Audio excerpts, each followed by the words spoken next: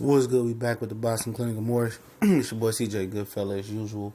Usual suspect. We back on the boxing grind. And how excited are you guys for Manny Pacquiao versus Lucas Matthysse for the regular WBA championship belt? I believe it's going down July 8th. Love to hear some feedback on this fight. Just honestly, if Pacquiao really thinks it's possible to move down to 140 and meet Lomachenko there in the near future, I thought that, he might want to do a catchweight or a 140 type of fight. I know this landscape is very, very, up and coming. And maybe that's why he didn't fight a 140-pound fighter. I know Bob was trying to push him to face Jose Ramirez sometime this year. But Lucas Matthysse looked so bad in this last fight. And his fight before that versus Manuel Taylor, he looked a little bit fresher, punched a little bit harder. But it don't look like he legitimately is a 147-pounder. It like he's a career 140.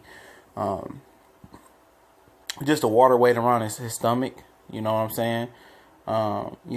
Obviously, guys are bigger, longer, and taller at 147. They can box. And Matthysse just followed Kyram around the ring. I guess it's two washed-up fighters fighting.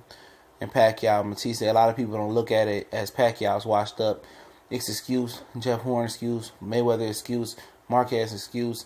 I mean, it's excuse every time he step into the ring, And, he get the G pass for not fighting Crawford. And I totally understand it. I understand why, And he don't want to pass the torch. Like people said in the conversation before, Mayweather didn't pass the torch. So, why should Pacquiao? Most people, portray Pacquiao as this nice, giving kind guy.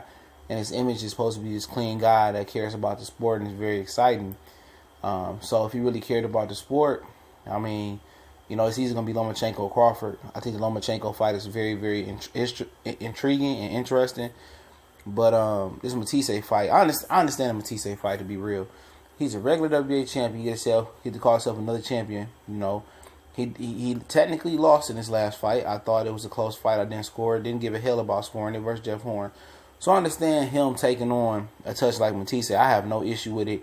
It's in a rare venue over there in Malaysia somewhere.